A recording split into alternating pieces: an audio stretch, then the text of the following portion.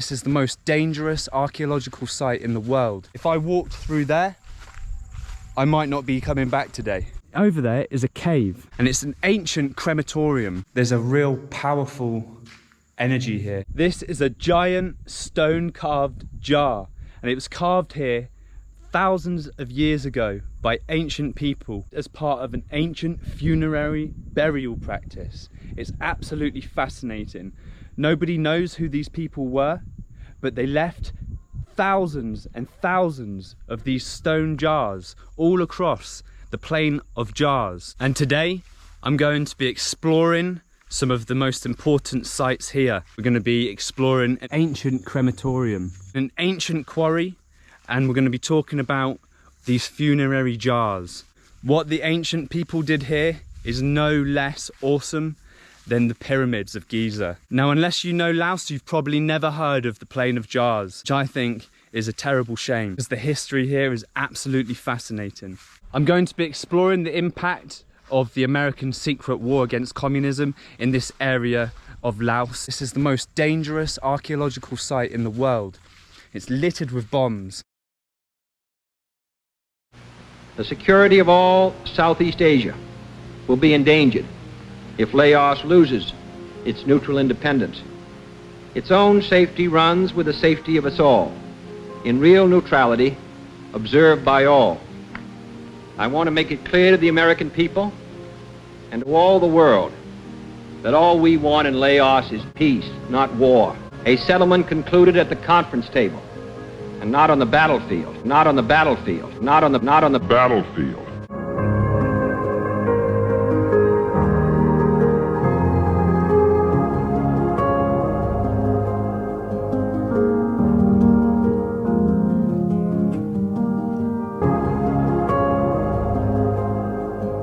In spite of American equipment, advice, and above all, air power, the North Vietnamese hold the military initiative in Laos today.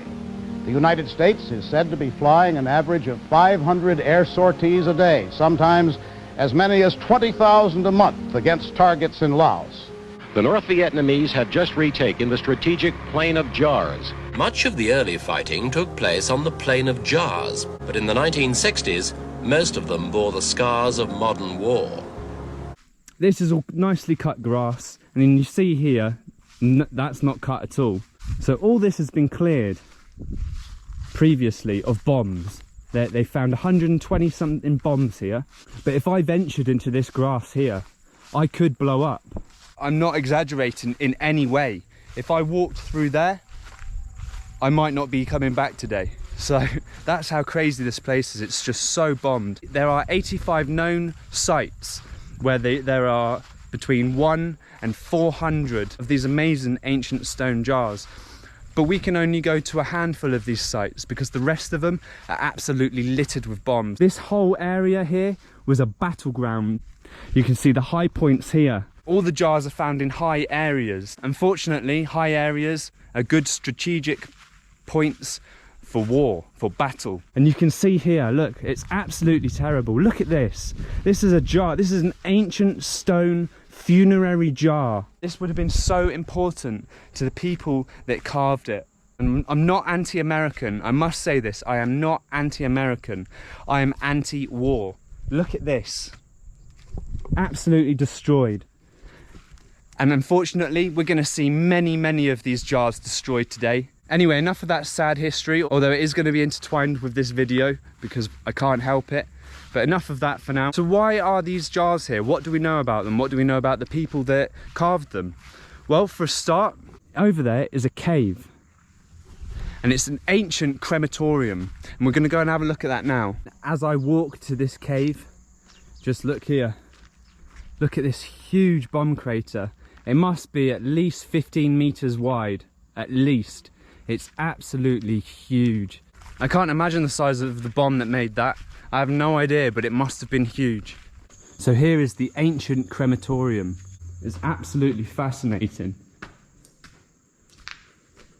Look at this. This is amazing. This is an ancient crematorium. This is such a special place. You can see here that there are 2 holes in the ceiling of this cave. These holes are man-made. This whole area was a battlefield, and here's a cave. So it's a natural bomb shelter, isn't it? This is where people came to shelter from the bombs. And that's also why you can see all of these bits of rubble, basically, all of this rubble. It's been piled up neatly, but this has all fallen from the ceiling due to American bombs. Now, back to the ancient history. So this is the floor directly underneath that carved man-made hole up there. And this is where they found fragments of bone that have been burnt. It was very apparent to archaeologists that humans have been cremating other humans here for thousands of years. They've found bone fragments that's dating back to 3,500 years ago, which is very, very long time ago. However, the history of this place is much older than that. They found charcoal here that was 9,000 years old. 9,000 years old. This has been a crematorium for at least 9,000 years. Can you just imagine? Look at the entrance. Look how perfect the entrance is. This cave is a really interesting shape. It's almost like a cathedral. I've got goosebumps in here as well. It's really, really, look at this. Look, I've got goosebumps. There's a real powerful energy here. I don't want to sound like a hippie. I'm talking about ancient spiritualism. They found the fragments of knives, they found beads, all kinds of pottery and things like this all around this area. The current theory is that people were cremated here, and the ashes and the bone that was left over from that was then placed in these giant stone jars, these funerary urns. And the reason they believe that is because they've also found bone fragments and charcoal in these jars, along with funerary items such as beads, knives, things like this, things that you would want to be buried with if you believed in an afterlife. So like I say, a lot of the wall and the roof has been caved in by the American bombs. But on some of these bits, you can see where it's been blackened from the soot, from the cremations of people. You can see there, it's darker. So here, this is chipped off, this is broken. And in fact, even in some of these areas, you can see real dark patches where they've plumed up. And here, and right below the hole, you can see some real dark patches of smoke. That black on that cave roof is the leftover from an ancient person or ancient people. So all across cultures, people are cremated so that their spirit is lifted from their body into the heavens, which makes sense here, doesn't it? Because all of the jars are very, very high, very high up. So it's a special place for two reasons. It's a special place because of the ancient history here, but it's also a special place because of the lives that were lost here. People hid here whilst the Americans dropped their bombs down, and so that's why there's also a shrine here. It's such an interesting cave as well. I'm not surprised that the ancient people of this land chose that cave as a crematorium. I'm really not surprised. And this land here to place the jars. Now this is just one jar site, but due to the crematorium, maybe it was the original jar site, who knows. As you can see, the cave is all the way over there. Now you've got a big cluster up there, it's sort of circular cluster up there, and you've got a sort of circular cluster up there, but you can't really see them because the tree's in the way. And then along this whole crescent of the land is a crescent of hundreds of jars. They've definitely been placed in a particular order for some reason. So like I say, bone fragments and funerary items have been found in some of these jars. Now these jars have been ransacked by hordes of Chinese bandits throughout the centuries, and all of the jars are now empty, but I can only imagine what would have been in there previously. Now why did they put the cremations in jars? I have absolutely no idea. No one really knows. I have my own idea, and I believe each of these jars was an important person, either a clan member or a chief or the family of a chief or warrior or something like this. I feel like they were an important person. The reason why I believe that is because they found burnt remains of people inside these jars. Around many of these jars, they've actually found burials of unburnt people. Here you can see what appears to be a lid on the jar. This isn't thought to be a lid. So if you actually look at it, you see how that it doesn't fit very well at all. So you'd think that if people went through all the effort to carve this and to move this here at a minimum of 5 kilometers away, the time and energy it takes to do that is huge. You'd think that if they were going to do that, then you would not be able to get your hand into it. So there's been pretty much no lids found for any of these jars on any of the sites. However, they found these discs, these huge discs. They've got these concentric circles carved into them. And in some places, not at this one, but in some places, they have a human being here. They have a human being in the center. He's bent at the knees and he's got his head missing, but it's believed his head would have been there. And if you actually have a look how high the carving comes up here, it's likely that the carving was fairly even. So this has really been eroded away and that head's come off. It's believed, instead of lids, that these are caps to funerary graves. So for example, if you look at this one here, what many people believe now is that there would have been a very important person in here, maybe the leader of the family or something like this. Maybe each family got a jar, that's what I'm thinking. Around some of the jars, they found burial pits, and sealing these burial pits are these discs. So these discs would have been on the ground and pointing downwards. So the carving is pointing downwards, the flat surface is pointing up. On this particular site, they've actually found no bones or any remains of people, but they have on other sites underneath these discs here that you see. It's really interesting because you see these jars here made of stone, and then you see what looks like perfect lids for them. But no, they've been found buried into the ground, always face down, above what's obviously a burial pit. Who knows why they did this? It was obviously something to do with what they believed in, their religion, their spirituality. What do you think? Why do you think that they carved these concentric circles into them? I believe it's because it shows some sort of infinity and eternity. I believe so anyway. But why do you think they were placed with the carving face down? It's really interesting. So, how old are all these jars? What some researchers have done, they have tested the soil underneath some of the jars. They detected the level of UV that was reflected back from the soil in some way, and by doing that they then could work out roughly how long it was that that piece of soil had been covered for and that the sun had not been hitting it. And so they'd come up with 2,500 years for the jars that they had tested. If a group of people were able to carve at least 2,000 of these jars, and it was only 2,500 years ago that they were placed here, then how does no one know of these people? How did no one know who made these jars? There's 2,000 of these. Some of them are 2.5 meters high, and we're going to go and see some of them. You'd surely need quite a large population to be able to carve 2,000 huge stone jars and then move them at a minimum, again, of 5 kilometers away. Some of them are further away. No one knows how they were moved. Some people believe that they were moved by elephants. You can see a lip here, which is similar to this one. However, there's a lip ring that goes all the way around. It's very, very defined.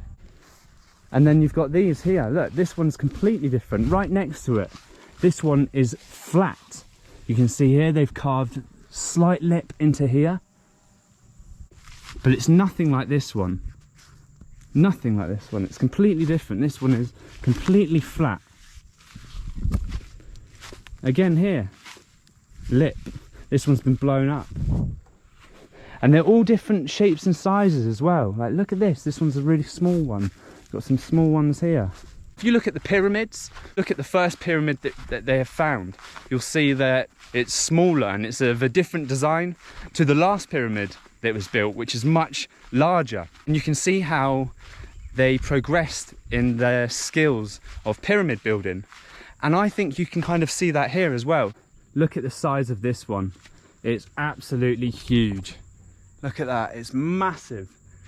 I can't see in there, but with the camera you guys can see in there.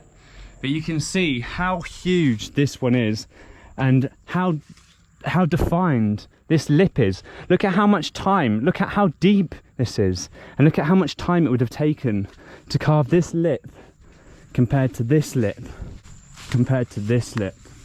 So this one looks far easier. I believe that many of these bigger ones here on this hill are towards the end of the period. Because it makes sense, right? You get better in your skill and you evolve in your skill. You start from something more simple and smaller and you work your way up to something much larger. But look at the size of some of these. Now, unfortunately, this one has been completely destroyed by an American bomb. But look at the size of it. So it's been blown over. And this is the bottom of it. This is the flat bottom. Look at the size of it.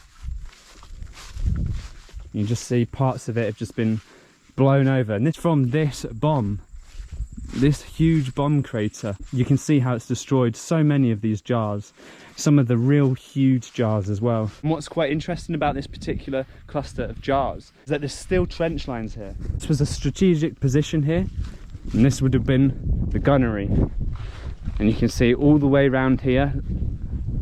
This is part of the trench network as well. The American warplanes come in and bomb in this area. That bomb hit right in the epicenter of this little military installation. You can see why this was such an important area, because look, you can see everywhere. So this is the trench here, look. I am very hidden here, and yet I can see everywhere. All I have to do is just lay down. And there's no way anyone's going to see me.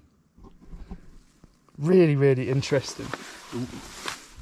Terrible history, but really, really interesting. It should never be forgotten. Something that's really sad is that there's hardly anything known about these jars here, but there's still more known about these ancient jars than there is about what happened at these battles on this very piece of land here. What an amazing place. Wow. Anyway, I have ventured up to one of the ancient quarries where they made these jars. When I heard that there was a quarry, I thought that they would be digging into the ground and taking the stone out of the ground. But what they actually do is they've come to this place here. It's full of limestone boulders. The mountain's limestone, and the boulders and the big limestone boulders are littered across the whole area. And you can see here that they've started carving a jar. They've started carving it here.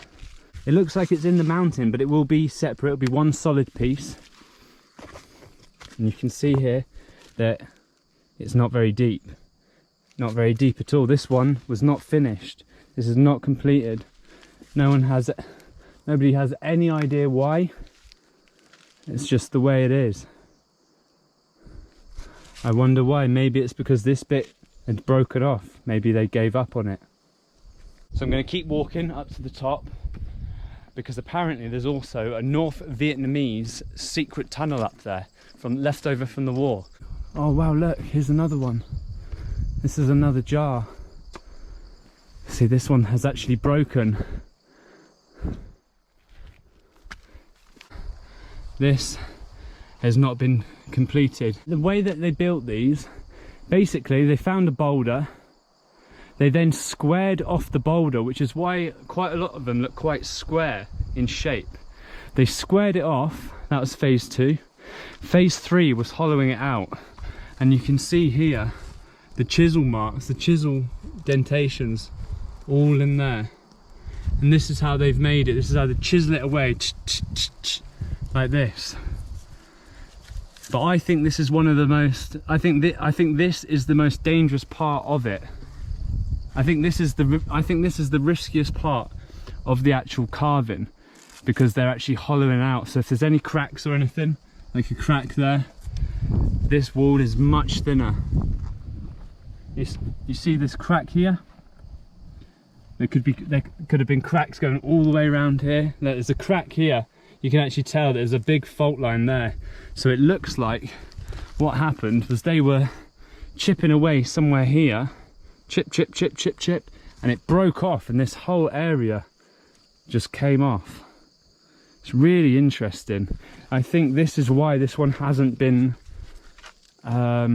completed. Same as the one down there. Can you imagine how annoying that would have been to have shaped a huge multi-ton stone to square it off, and then to start hollowing it out, even to just get that far and for it to break? Oh, it must have been a very, very bad day for that stonemason, I can tell you that. This is another wall of one. This is a piece of jar. This is the wall of one. This would have been the top, and the circle going around here. This is another reason why I don't believe it's only 2,500 years ago, you know, because there's so many jars here. I'm looking at them like there's a broken jar there. There's a jar there. There's another jar there. There's a jar up there. There's a jar there. None of them are completed. They all vary in different stages of development. But there's so many here, and there's so many out there, and I'm sure there's been loads that haven't been found. How can they create all these thousands of stone jars only over the past couple of years, and yet no one knows of who did this? No one knows. No one has any idea who did this. It's mad. I believe it's way older. Look at this one. This one has been cracked. This is a natural fault in the jar. And how annoying must that have been? Oh, there's a condom wrapper in there. Strawberry. Okay. So you can see here how there's different levels of carving. Almost looks like they started here and they got deep and then they worked their way back round, chipping it, chipping it, chipping it, or maybe vice versa. But look how close this guy got. Only had maybe 1.5 foot left to go, and that was it. This one's been rounded off before it's been fully excavated, and maybe that's why it's broken. Maybe they kept it nice, square and chunky whilst they were hollowing this out so that it didn't break. And this dude, he skipped it and hollowed it out, and thus it was thinner and it broke. That could have been what happened here. The local people believe that these were actually giant rice wine pots for giants. But look at this. You can see how quite often a seed ends up in a jar. You can see here how this tree is completely split this jar here. Completely shattered it, look. Wow. And that's just grown out of the jar, so a bird would have pooped in that, seed would have fallen in the jar, it's grown out, and it's just destroyed this jar here. The jars have had to survive not only war, but obviously nature as well. Could have made a much longer video, but tried keeping this one short. We'll be putting some extra clips on Patreon from now on, so yeah, if you've not subscribed to Patreon, then think about it. Don't forget to subscribe to the YouTube channel though, because that's absolutely free, and if you are subscribed, then nice one.